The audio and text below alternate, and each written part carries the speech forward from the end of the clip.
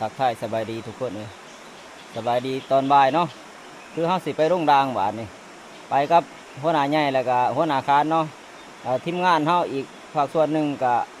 สิไปรัดแดงแล้วก็อีกภาคส่วนหนึ่งก็อยู่ทับเนาะ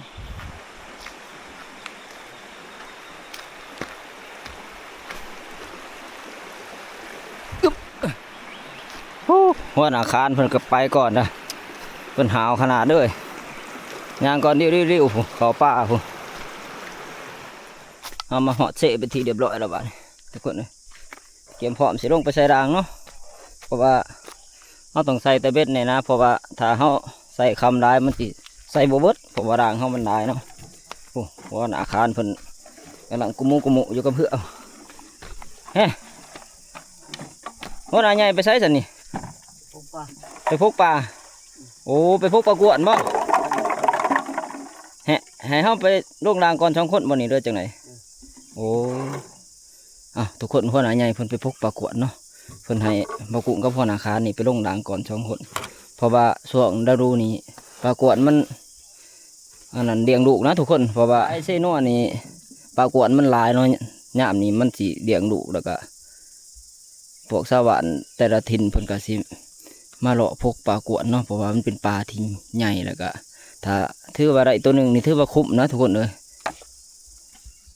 ไปลงรางกับหัวหน้าคานมันหัวหน้าคานเพิ่นสิเป็นคนลงรางเองนะส่วนบ่กุ้งสิเป็นสิพายเพิ่นเนาะ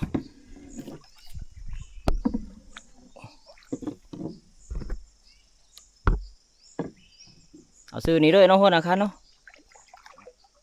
ยังไงมึงสายมือบ่โอ้ไปรักกันเนาะ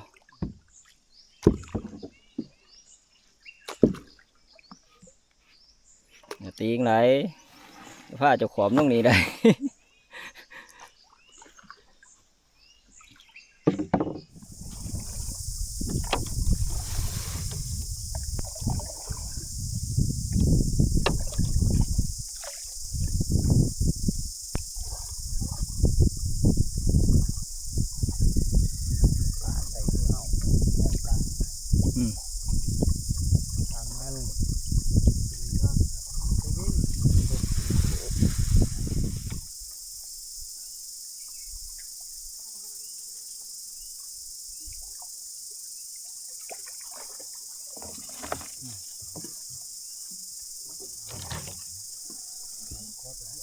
จับเอาจับเอา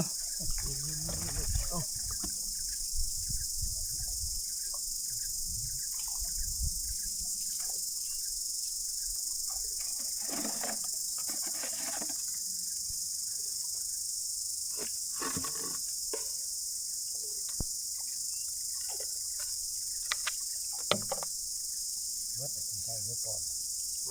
เบิดจัง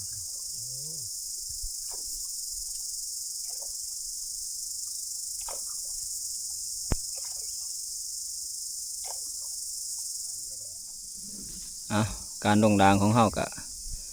เดินทางมาไก่สิแล้วได้แล้วกายเครื่องนะเนาะนั่งอีกประมาณ6 หัวนี่แหละคือสิเบิด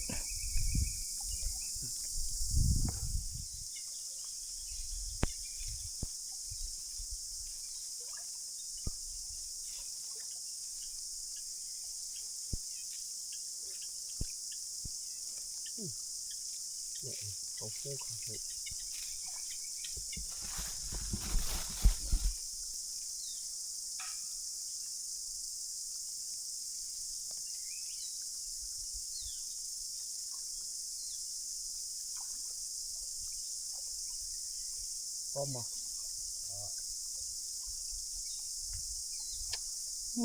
ด่างนี่ใหญ่ขนาดเนาะ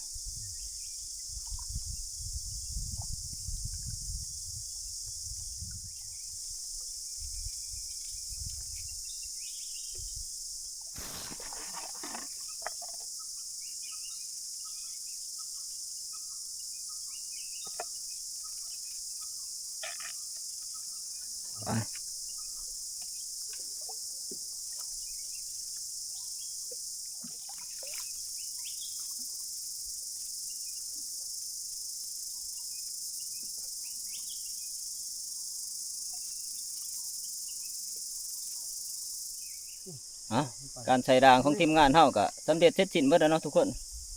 นี่แต่ตอนแรกพุ่นแหละ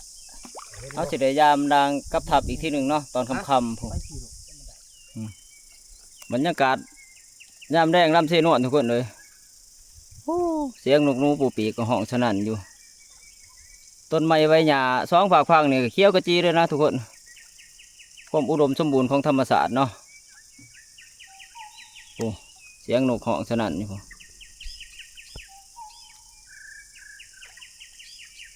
ทีมงานเฮาลงรางแล้วก็สิไปหาพักผ่อนก่อน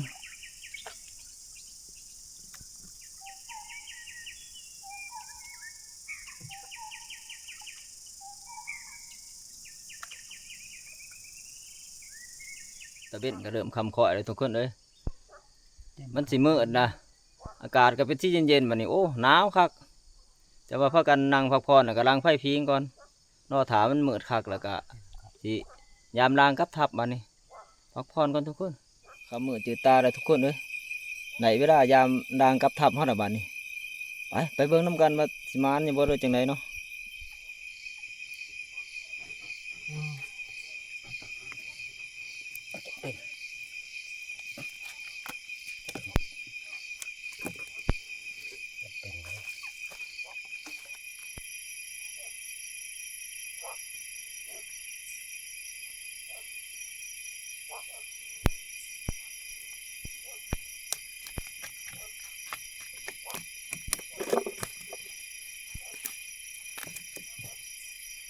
ถือเป็นครูนี่คักยกเนาะครูละ2หัว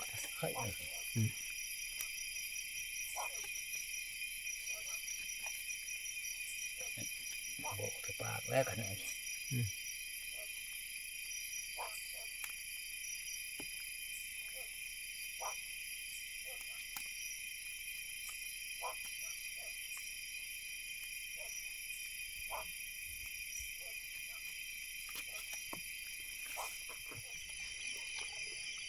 ถือประหลาดใหญ่ทุกคนเลยกำลังเพาะประหลาดใหญ่ตัวเดียวนี่แหละ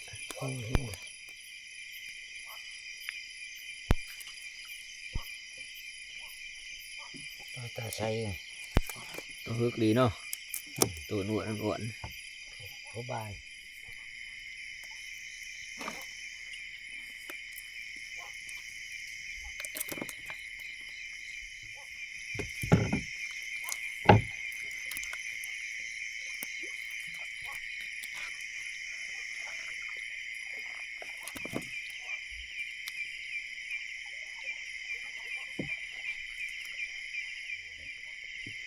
ถือเป็นครูเนาะ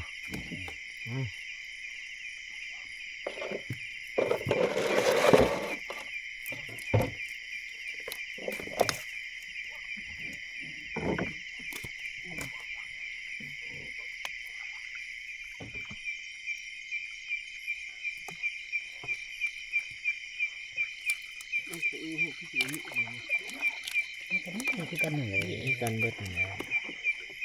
เราเสือหอยนี่ ถือหย่อนเสือหอยเนาะ กำลังดีบริระอยู่นี่ เอาด่างเขาก็ยามได้ประมาณครึ่งหนึงแล้วทุกคนเลยก็ถือกอยู่แต่ว่าก็บ่รวงบ่ได้ปานใดเนาะเพราะว่าปลามันก็สิบ่ค่อยออกเที่ยวปานใดเพราะว่าก่อนหน้านี้2-3 มื้อฝนมันตกนี่ปลาที่เขาได้ก็ได้ประมาณนี้แหละแต่มีแต่ตัวใหญ่ๆเติบนะทุกคนนี่ในกระสอบก็มีเนี่ยเดี๋ยวเขาก็ยามต่อไป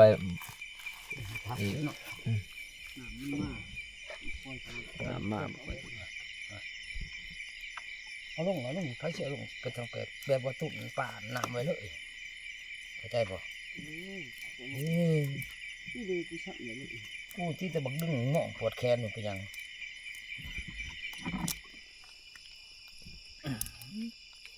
เช็ดไม่หักเช็ดโอ้ย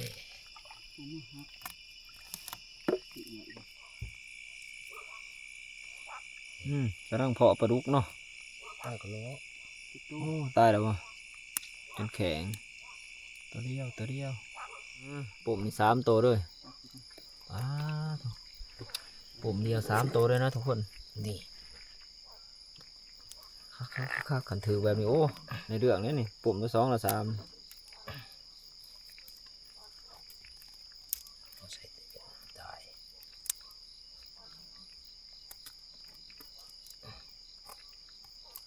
ปลาบีบบ่ได้นี่ ผันกันเนาะ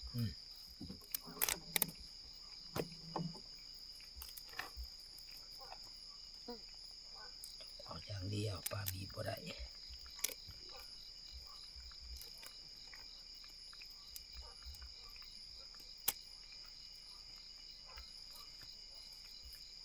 ปลาน้ำไข่เลยปลา มันเดิมวางไข่เนาะไข่เต็มท้องเลย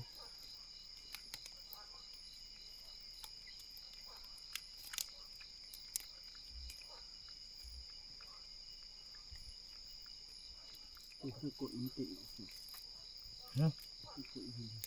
ทั้งคนไทย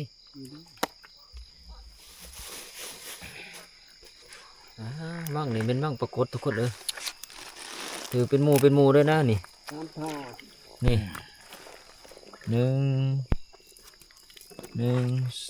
2 3 4 5ตัวในหม้ออีกตัวหนึ่งเป็น6ตัวนะจุดเดียวนี่ทุกคนเลยปรากฏฮะ3 ถาป่ะนี่เอา3 ถาก็คือจะบังปรากฏนี่แหละ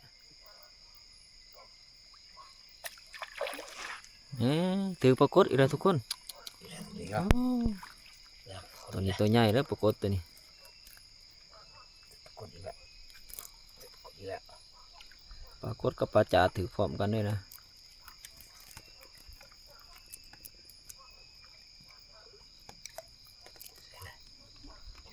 ไม่ได้ด่างเลย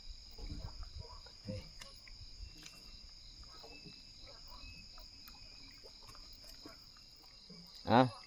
เฮากับยามดังได้เอาเป็นที่เรียบร้อยแล้วเนาะทุกคนเนาะปลาเฮาก็ได้อยู่ประมาณถังหนึ่งนะผลงานปลารวมฮะอยู่ในกระสอบนี่คิดว่าประมาณถังใหญ่หนึ่งนะทุกคนเลย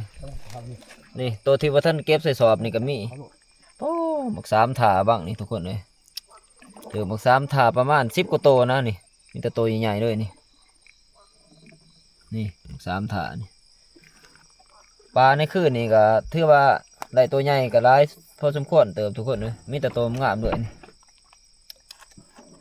นี่หมากกระสูบตัวนี้มันโดดขึ้นเทือเองนี่หมอนี่มันโดดขึ้นเทือเองนะหมอนี่นี่ปลาจอกปลาจาดเฮาปลาตอกตะไซโอ้มีแต่ตัวใหญ่เอาก็สิได้เอาปลากับทับคนใดทุกคนเลยเพื่อไปซ้ำแดดเด้อขึ้นยางร่มข้นต่อเนาะไปกับทับบัดนี้หามปลากับทับทุกคนเอ้ยบ้านนี้โอ้หามปลากับพวกนาคารเพื่อจะหอดทับเพราะนี่ก็ไกลประมาณ1นะทุกคน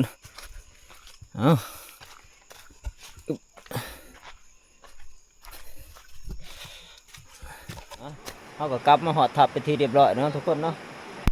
ต่อไปเขาก็สิสืบต่อขั้วปลาเพื่อขึ้นห้านนี่แหละตอนนี้มันก็เลิกกระเดินเนาะแค่นี้มาหอดทับกะทีมงานเขาหลายคนพอได้คั่วซอยกันเนาะทีมงานเขาก็สิทำการแค่ปลาวันนี้เนาะทุกคนไปแล้วไปแล้วเป็นยัง บ่ไปดอกปลาที่เขาได้มานี่ก็หลายพอสมควรนะนี่โอ้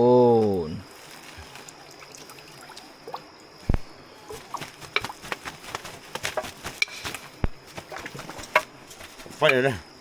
ไปแล้วบ่ จะหูมาจาก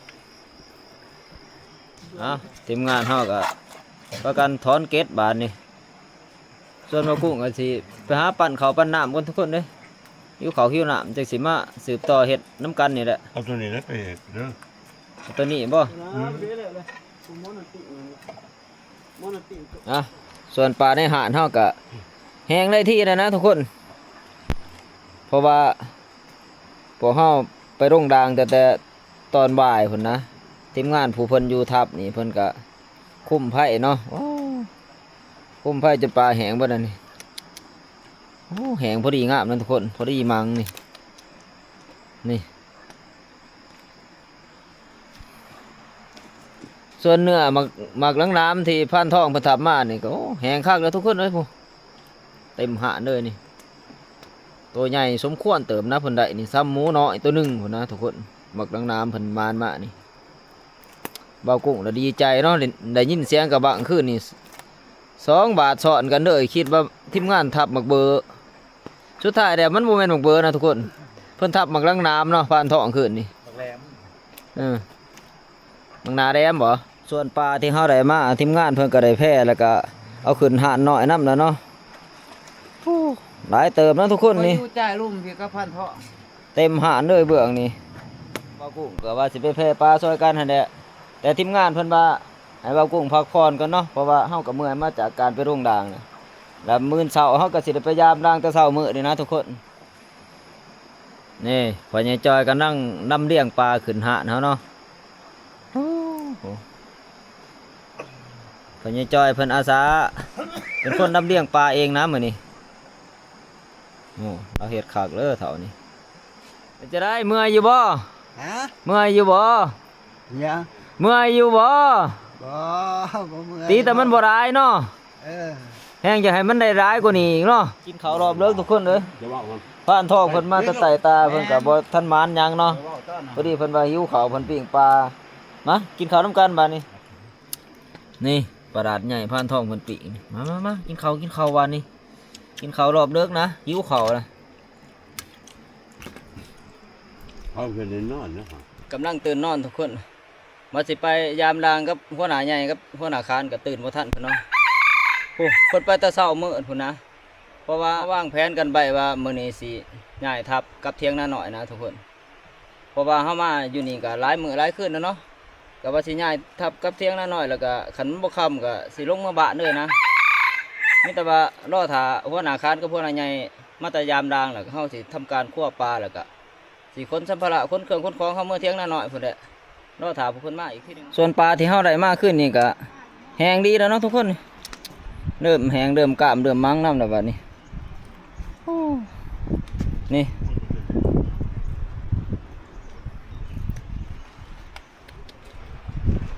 ปลาแห้งซุ่มนี่ก็เก็บใส่กระท่อน้ำนะทุกคนในประมาณ3 ท่อครึ่งเกือบ4 ท่อแล้วเนาะเพิ่นผ่านปลาที่เพิ่นไปหับเอาปลาน้ำหัวหนาใหญ่เพิ่นก็มานนะทุกคนเพิ่นมานปลากวน2 โตเนาะแต่ก็บ่ใหญ่แห้งปานใดแต่ว่าก็พอสมควรอยู่อ๋อถูกปลากวนทุกคนเลยมีแต่ตัวอ้วนๆพี่ๆนะนี่เฮ็ดอุด ย่านแข คั่วปลาฉะนั้นพันผืนนะทุกคนเพราะว่าผ้าเอาคั่วปลาแล้วก็เฮาสิกลับเที่ยงนาหน่อยเนาะส่วนพ่อใหญ่จอยนี่ก็ถอนเกล็ดเป็นถอนนะเป็นจังได๋ ยากอยู่บ่ถอนเกล็ดฮะ ทอดเก็ดกับธรรมดา ธรรมดาเนาะเผาถอนเผาเดี่ยวเผากลับเที่ยงนาหน่อยเนาะ เอาแล้วเปล่าครับ อืมบ่าวสัญญาก็กำลังแพปลานะทุกคนเอาสิเอาเมื่อเป็นเปียกด้วยนะ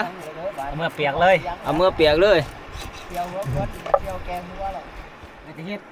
ผ่านท้องปดนี่มีแต่ปลาตัวใหญ่ๆนะนี่ ท้องก็เฮ็ดชื่อนี้ ปลาป่าผู้ กี่ดังได้เท่า เป็นจะได้พด เต้ากี่ดัง เป็นจังได๋ปดไก่สิแล้วหรือบ่ผ่านท้องแท้เอ้ย ยังไร ยังหลายบ่มาปดช่วยกันบัดนี้เผาเฮ็ดเผาแล้วเผากลับเนาะปดปลากันทุกคนบัดนี้มองดังนี่ถือแตะปลาตองกายนะทุกคน เฮ้ยมันต้องถ่าย ปลาตองกายแต่ว่า มันต้องถ่ายมัน เราเอิ้นปลาหยังซั่นนี่ ปลาละลายได้แน่ ตองกายมันตัวใหญ่ โอ้ มันต้องถ่ายมันสิเป็นยุดดำปลาต้องถ่าย โอ้ตัวได้ดำมันปลาตองกายอันนี้เป็นปลาตองธรรมดาบ่นี่ มันจะมีหางมีเกล็ดนะหางมัน โอ้บ่จังว่าเนาะเฮาบ่เคยเห็นเฮาคิดแต่ว่าเป็นปลาตองอันเดียวกัน พิษกันไหนว่าพิษกันไหนแฉะต่างกัน รสชาติต่างกันแม่นบ่ หมอมีปอมไม้นะครับกว่าหอม หมอมันต้องถ่ายเลยผม เออที่ห้องตรง ฮ้อยว่าสัญญาซอยปลาเพิ่นเฮ็ดหยังกินอีกนี่ เฮ็ดจำนะครับ โอ้เฮ็ดจับบ่ แมน เฮ็ดแนวใดเด้เฮ็ดจับนี่คือบ่เคยได้ยินบ่ จำเจ้า แบบบ่คุยได้ โอ้ซอยเป็นตอนนี่บ่ แม่นบ่ได้ใช้หมดแดงได้ หัวสิเฮ็ดจังได๋ต่อบัดนี้ เอาเฮาก้อยแจวแล้วก็ลงน้ำแจวแล้วก็สดกินเลย โอ้ กินได้อยู่บ่ ได้บ่ได้ก็สิลองเบิ่งเลยเนาะเอ้าถ้าทีมงานเฮ็ดจังไดก็ต้องลองแหละ แม่น เอา ขนาดตับบักเวอร์ยังกินได้เนาะ นะสิทากินจับน้ำวาวสัญญาก่อนบาดนี่เอ้า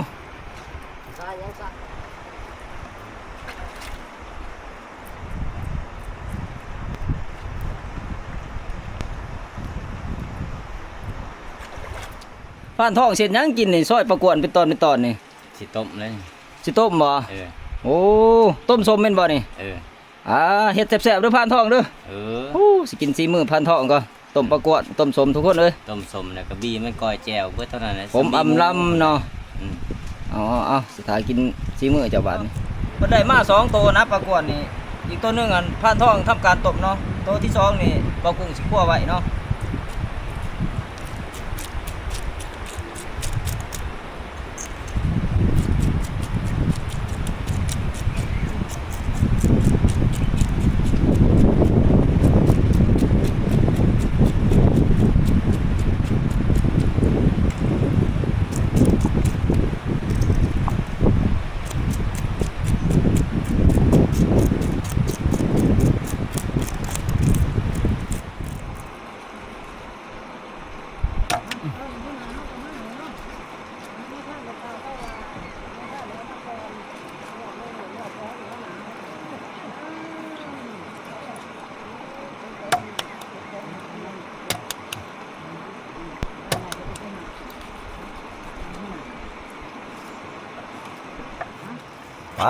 ทุกคน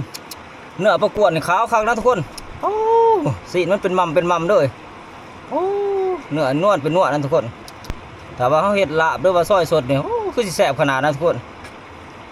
ทุกนี่มีแต่ตอนขาวๆเลยเนื้อมันนี่ว่าที่เจ้าเช็ดจับนี่ แม่นสิเป็นตะกินอยู่บ่ โเป็นตัวช่วงสิแซ่บเนาะว่าสัญญาเนาะ เอาซิมลองเบิ่งดู ซิมได้เด้อบ่นี่ ได้ เจ้าขันมดแดงมันบ่นี่ แม่น โอ้ขาวจนพูนเกลือกับมดแดงสมทุกคนเอ้ยเบิ่งซิม จำ ก่อน บ่คือกันได้อกับทางบ้านเจ้าได้ มองปดลงเสน้ำไว้ ไปได้ครับอยู่บ่ พักอยู่สมปรวยเด้อมาทุกคนกินข้าวด้วยกันบาดนี่โอ้ตัวนี้เป็นต้มปลากวนใหญ่เนาะที่ผ่านท้องเพิ่นต้มนี่ตัวนี้เป็นจำบ่สัญญาที่เพิ่นว่าเฮ็ดจำเนาะสิลองกินเบิ่งเพิ่นว่าคือสิแซ่บอยู่ดอกเพิ่นหั่นเนื้อปลาแล้วไปคั่นสมุนแดงอีกทีหนึงนะทุกคนโอ้หน้าตาก็คือน่ากินอยู่บาดนี่เอ้าหลังจากกินข้าวกินน้ำแล้วเฮาก็มาสืบต่อเบียกงานเฮาคือคั่วปลาเนี่ยทุกคนเอ้ยปลาเอื้อมเฮานี่ก็เต็มถังแล้วนะทุกคนเต็มถังแล้วก็ยังเหลืออีกอยู่นะนี่โอ้ถือว่าเฮาก็ได้หลายพอสมควรเนาะเอาสำหรับคลิปนี้เว้ากุ้งก็สิปิดไปเพียงเท่านี้เนาะทุกคนเนาะพอกันในคลิปหน้านะคือเฮาสิเคลื่อนทับเมื่อเที่ยงหน้าหน่อยเฮาเนาะแล้วก็สิกลับบ้านอีกที่หนึ่งบาทนี่